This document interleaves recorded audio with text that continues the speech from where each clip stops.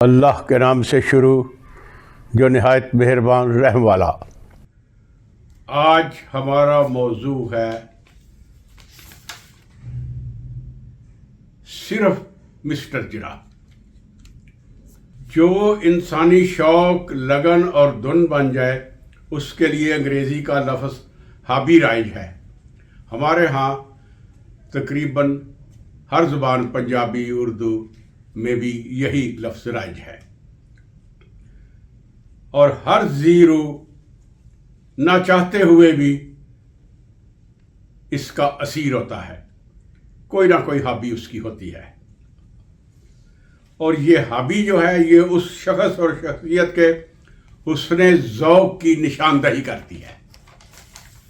قائد اعظم کی ہابی کیا تھی؟ آج ہم یہ دیکھیں گے۔ 25 دسمبر 1940 قائد اعظم کی 64ویں سالگرہ ہندوستان بھر میں بڑے جوش و خروش سے منائی گئی، جس میں مسلمانوں ہی نے نہیں، برہمن سامراج کی ستم زدہ دیگر اقوام نے بھی بڑھ چڑھ کر حصہ لیا۔ مثلاً ہندوستان کی ایک قدیم ترین دراوڑ قوم کی نشاط ثانیہ کے علمبردار رام سوامی نائکر نے ہندو ہوتے ہوئے اپنے پیغام میں کہا، جناب جناح کا یوم پیدائش خوشی کا ایک ایسا موقع جس کا منایا جانا مسلمانوں ہی کے نہیں، تمام تر ہندوستانیوں کے شایان شان ہے۔ اس روز خود قائد اعظم بمبئی میں تھے۔ ظاہر ہے ایسے موقع پر اخبار نویس ان کے پاس پہنچے اور وہاں ہابی کا ذکر چھڑک پڑا۔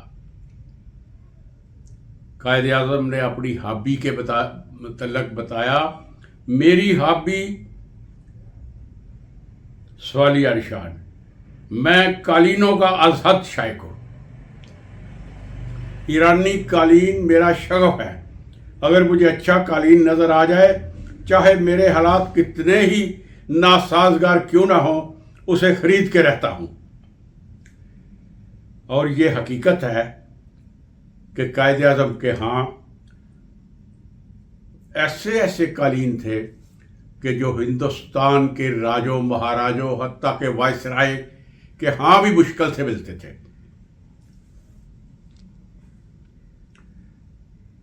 اور وہ قالین ان کی دوسری اشیاء کی طرح ان کی ہابی، یہ قالین بھی ان کی جمالیاتی ذوق کے آئینہ دار تھے۔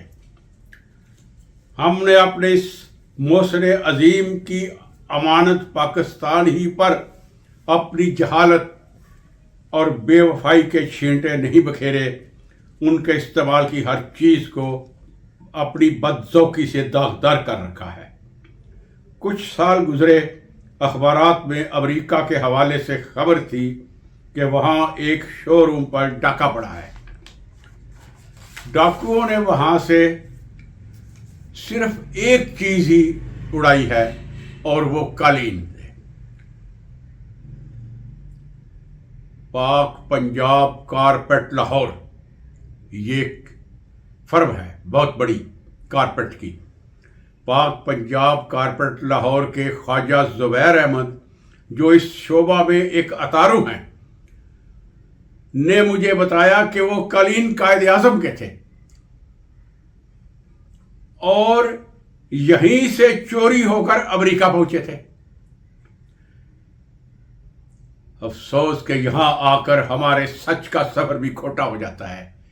دعوے تو ہم بڑے کرتے ہیں کہ میں سچ لکھ رہا ہوں، یہ سچ بھی لکھنا چاہیے نا کہ وہ کس نے چرائے اور کیسے پہنچے وہاں۔ اس کی تفصیل کتاب صرف مسٹر جرا میں موجود ہے۔ مادر ملت محترمہ فاطمہ جناح کی وفات کے بعد قائد اعظم کے ذوق عالی کی شاہد کوئی ایک چیز قصر فاطمہ سے چوری ہوئی نہیں۔ کون سی قابل ذکر شے ہے جو وہاں رہ گئی؟ قائد اعظم کی قمیضیں تک کراچی صدر کے فٹ پاتھ پر بکی۔ کچھ تفصیل میں نے ذکر کیا ہے صرف مسٹر جرا کا کتاب کا، اس میں موجود ہے، جس پر ہم آگے اس پروگرام میں ایک اچھڑتی سی نظر ڈالیں گے۔ یہ کتاب جو ہے صرف مسٹر جرا، یہ مرتب کی ہے آل انڈیا مسلم لیگ کے سابق اسسٹنٹ سیکرٹری مرحوم سید شمس الحسن نے، جو 1914 سے 1947 اور پھر 1958 تک مسلم لیگ کے اسسٹنٹ سیکرٹری رہے، اور اسے شائع کیا ہے ہمارے مکتبہ آتش ہشام 78 ستلج بلاک علامہ اقبال ٹاؤن نے۔ فون نمبر 0333432920 ہے۔ سید شمس الحسن لکھتے ہیں، انہوں نے سارا ریکارڈ جو ہے اس میں سے یہ مرتب کی ہے۔ وہ لکھتے ہیں 7 اگست 1947 قائد اعظم نے دہلی سے روانگی کے وقت اہم دستاویز اور خطوط پر مشتمل ٹاٹ کے تھیلوں کا ایک ڈھیر ان کے حوالے کیا اور انہیں 20 برس بعد شائع کرنے کی ہدایت کرتے ہوئے کہا، مسلمانوں کو ان مشکلات کا علم ہونا چاہیے جو انہیں منظم کرتے وقت ہمیں پیش آئیں، اور ان تفصیلات کا بھی کہ پاکستان کی جنگ کس طرح لڑی اور جیتی گئی۔ سید شمس الحسن نے بڑے جوخم سے یہ بیش قیمت ریکارڈ، جسے وہ مقدس امانت قرار دیتے ہیں، پاکستان لا سکے۔ 20 برس بعد وہ اسے شائع نہ کر سکے کہ قیام پاکستان کے 11 برس بعد ہی تو ہمارے کمانڈر چیف جنرل محمد ایوب خان نے ملک میں مارشل لا لگا دیا۔ سراسر سیاسی اور جمہوری عمل کے ذریعے وجود میں آنے والے ملک میں سیاست اور جمہوریت ممنوع قرار پائی، اور قائد اعظم کی سپاہ آزادی کے سرفروش سیاستدان نفرت کی علامت قرار دیے گئے۔ کراچی مسلم لیگ کا مرکزی دفتر سیل کر دیا گیا، وہ بلڈنگ پاکستان انشورنس کو الاٹ کر دی گئی۔ سید صاحب لکھتے ہیں، آل انڈیا مسلم لیگ کا یہ بیش قیمت ریکارڈ جو ہر لحاظ سے مکمل تھا اور 1906 سے 1947 تک تحریک آزادی کے مطالعہ کے لیے بے حد کارآمد ہو سکتا تھا، بوریوں میں ڈال کر مسلم لیگ ہاؤس کی چھت پر کھلے آسمان تلے ڈھیر کر دیا گیا تھا۔ فیلڈ مارشل صاحب کو کیا اس سے کہ یہ ریکارڈ کی کیا اہمیت ہے؟ بہت ریکارڈ ضائع ہو گیا، لیکن اس اندوناک منظر میں سید شمس الحسن نے، اس عظیم انسان نے ہمت نہیں ہاری، ریکارڈ واگزار کرانے کے لیے جد و جہد میں رہے۔ بلاخر کچھ ریکارڈ تو موسموں کی زد میں آ کر ضائع ہو چکا تھا، جو بچ رہا وہ انہوں نے واگزار کرا لیا، اور اس میں سے قائد اعظم کی ہدایت کے مطابق خط و کتابت اور ریکارڈ میں سے یہ حصہ شائع کیا، جس کا نام انگریزی میں انہوں نے پلین مسٹر جرا رکھا تھا، اور اردو میں ہم نے اس کا ترجمہ صرف مسٹر جرا کے نام سے چھاپا ہے۔ 1976 وزیر اعظم ذوالفقار علی بھٹو نے قائد اعظم کی 100 سالہ پیدائش کے طور پر 1976 کو قائد اعظم کی 100 سالہ پیدائش کے طور پر منانے کا اعلان کیا۔ اس موقع پر سید صاحب نے 1942 سے 1946 تک کے وہ خط و کتابت ایک جلد میں مرتب کر دی، جو برطانوی حکام اور لیڈروں کے ساتھ نہیں، عام شہریوں کے ساتھ رہی، اور اپنی اہمیت اور وقت کے حوالے سے بے پایاں اور ازحد بیش قیمت۔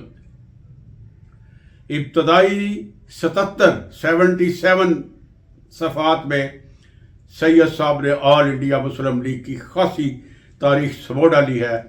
اس سے آگے ان خطوط کے ساتھ ان کے لکھے ہوئے وضاحتی اور واقعاتی حواشی نے اسے دستاویزی ڈھنگ کو اور بھرپور کر دیا ہے۔ مسلم لیگ کے لکھنؤ سیشن 1916 کے ذکر میں سید صاحب لکھتے ہیں، پوسٹرز پر قائد اعظم کو ہم نے مولانا محمد علی جناح لکھ دیا۔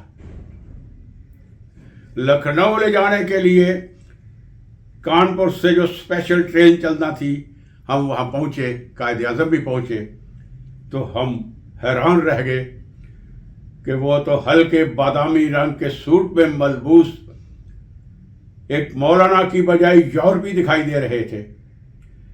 ہم سب متفکر ہوئے، پوسٹرز کے ذریعے جو تصور پیدا ہو چکا ہے اسے کیسے برقرار رکھا جائے۔ ایک تجویز آئی کہ قائد اعظم شیروانی پہن لے، لیکن قائد اعظم نے کوئی ایسا لباس پہننے سے انکار کر دیا جسے وہ پہننے کے عادی نہ تھے۔ کتاب میں ایک جگہ مفتی اعظم فلسطین سید امین الحسینی کا قائد اعظم کے نام خط پیش کرتے ہوئے سید شمس الحسن لکھتے ہیں، اپنے تبصرے میں لکھتے ہیں، اپنے حاشیے میں لکھتے ہیں، قائد ایک سیاستدان کے طور ہی پر نہیں، ہم عصر مسلم تاریخ پر بھی اتھارٹی کی حیثیت سے مقام بلند پر فائز تھے۔ اس شعبے میں ان کی شہرت دور دور تک پھیلی ہوئی تھی۔ بین الاقوامی معیار کے پبلشرز مثلاً ریاستہائے متحدہ امریکہ کے ڈبل ڈے ڈوران نے مسلم دنیا پر کتاب لکھوانے کے لیے انہیں اپروچ کیا۔ اسی طرح مرحوم مفتی اعظم فلسطین کے 12 اکتوبر 1945 کے خط سے بھی عیاں ہوتا ہے کہ قائد کو اس حوالے سے کس قدر بے پایاں احترام حاصل تھا۔ مفتی اعظم فلسطین کا یہ خط طویل ہے، یہاں مینوان تو نہیں پیش کیا جا سکتا، وہ تو کتاب میں ہی دیکھا جا سکتا ہے۔ تاہم قائد اعظم کی فلسطین کاز اور مسلم کاز کے ساتھ گہری وابستگی اور کردار پر زبردست ہدیہ ستائش پیش کرتے ہوئے مفتی اعظم نے یہ بھی لکھا ہے کہ میرا یہ خط آپ کی ان گراں قدر خدمات پر آپ کے لیے اظہار تشکر ہے جو احکام خداوندی کے بموجب اخوت اسلامی اور مسلمانوں کے مابین تعاون کی خاطر ہندوستان ہی میں نہیں بلکہ سارے اسلامی ممالک میں اسلام اور مسلمانوں کے لیے آپ مسلسل انجام دے رہے ہیں، چاہے وہ فلسطین ہو، طرابلس ہو، شام ہو یا جاوا وغیرہ، جس کے نتیجے میں مسلمانوں میں جذبہ تعاون زندہ ہو گیا ہے۔ میری جلاوطنی کے دوران میں اور جب حالات بے حد کٹھن تھے، آپ کی آواز پہلی اسلامی آواز تھی جو میرے کانوں تک پہنچی۔ اس کا تاثر شاندار تھا۔ میں دعوے سے کہتا ہوں کہ ساری کی ساری اسلامی دنیا آپ کے اور مسلم لیگ کے موقف کی قدر اور مسلمانوں کے لیے آپ کی مسلسل اور بابرکت دوڑ دھوپ کی ستائش کرتی ہے۔ یہ اس خط میں سے چند جملے ہم نے بیان کیے ہیں۔ اسی خط میں آگے وہ لکھتے ہیں، فلسطین مقدس اسلامی ملک ہے۔ آج کل یہ مسئلہ ہے نا چڑا ہوا، ساری دنیا کا امن تہوالہ ہے۔ قائد اعظم نے کہا تھا اسرائیلی اسٹیٹ بنائیں گے تو یہ جو بدامنی پھیلے گی، جو تادیر رہے گی، یہ بڑی طویل ہوگی اور امن اس علاقے خطے کا ختم ہو جائے گا۔ اور دیکھ لے، جبکہ مولانا ابوالقاسم آزاد نے مطالبہ کیا تھا کہ یہودیوں کو وطن دے دیا جائے۔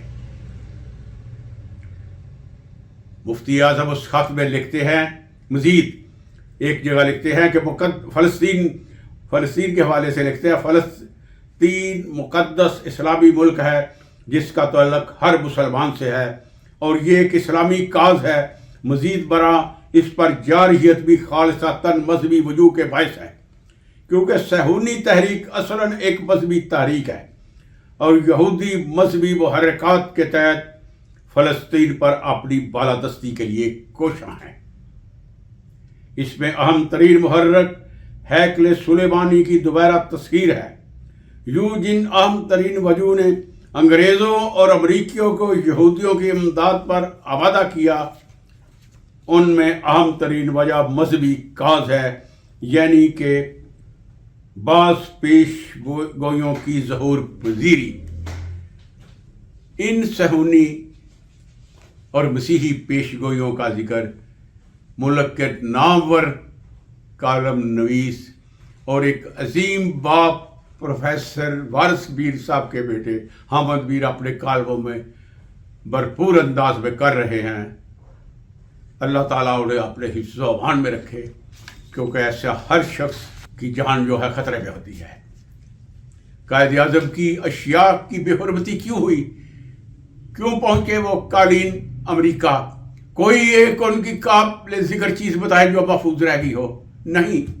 جو مخالف قوتیں ہیں اسلام کی، مسلمانوں کی، پاکستان کی، وہ قائد اعظم ان کا ٹارگٹ ہے، اور ہم لا علمی میں ان کا اعلی کار بنے ہوئے ہیں۔ ہم وی این پیش کرتے ہیں انڈر پاس بنانے کا، ہم وی این پیش کرتے ہیں پیٹرول کی قیمت بڑھانے کا۔ قائد اعظم کے وی این دیکھے، ساری اسلامی دنیا اور ساری دنیا ان کے سامنے تھی۔ اب میں اصل موضوع کی طرف آتا ہوں۔ صرف مسٹر جناح میں، یعنی کہ اس کتاب میں اس کے علاوہ بے شمار تاریخی واقعات ہیں، یہاں تو چند ایک ہی بیان کیے جا سکتے ہیں۔ مثلا مسلم یونیورسٹی علی گڑھ کی کورٹ نے قائد اعظم کو ڈاکٹر آف لاز کی ڈگری دینے کا فیصلہ کیا۔ قائد اعظم کا ان کے مسلسل اصرار پر یہی جواب تھا، اگرچہ میں اس جذبے کی بے حد قدر کرتا ہوں جو کورٹ کے اس فیصلے کا محرک بنا، لیکن میں نے زندگی صرف مسٹر جناح، پلین مسٹر جناح لکھا ہے انگریزی میں، لیکن میں نے زندگی صرف مسٹر جناح کی حیثیت سے بسر کی ہے، اور صرف مسٹر جناح کی حیثیت سے مرنے کی آس رکھتا ہوں۔ میں کسی قسم کے خطاب یا اعزاز کا سخت مخالف ہوں۔ یہ قائد اعظم کا نقطہ نظر تھا۔ اس پر تبصرہ کرتے ہیں سید شمس الحسن، اگرچہ وہ کسی قسم کے اعزاز کو ناپسند کرتے تھے، لیکن جب بر صغیر کے مسلمانوں نے انہیں قائد اعظم کے خطاب سے پکارا تو وہ انہیں روک نہ سکے، بلکہ وہ نام ہی بن گیا قائد اعظم۔ اور یہ لقب بہت لوگوں کے لیے استعمال ہوا۔ کمال اتاترک کے لیے ہوا، سلطان عبدالعزیز بن سعود کے لیے ہوا، ابوالکلام آزاد، گاندھی، شیخ عبداللہ، بے شمار لوگوں کے لیے ہوا۔ جب محمد علی جناح کے لیے استعمال ہوا تو پورا بر صغیر اس سے گونج اٹھا، اور آج تک گونج رہا ہے اور قیامت تک گونجتا رہے گا، ہماری کوتاہیوں، حماقتوں اور ذلتوں کے باوجود۔ سید صاحب نے انگریزی ورژن کا نام پلین مسٹر جناح قائد اعظم کے اسی جواب سے لیا تھا جو انہوں نے مسلم یونیورسٹی علی گڑھ کورٹ کو لکھا تھا۔ وہیں سے اردو میں ہم نے اسے صرف مسٹر جناح قرار دیا ہے، جو ایک تاریخ اور دستاویز کی حیثیت سے آپ کے سامنے ہے۔ یوں یہ خطوط عام شہری کے ساتھ قائد اعظم کا رویہ اور غیر سیاسی طرز اور روزمرہ کے معاملات پر ان کی سوچ اور طریقہ کار کا تعین کرتے ہیں۔ اس میں سید شمس الحسن نے متنوع مواد شامل کرنے سے گریز کیا ہے، تاہم انہوں نے کتاب کا اختتام قائد اعظم کے وصیت نامے پر کیا ہے۔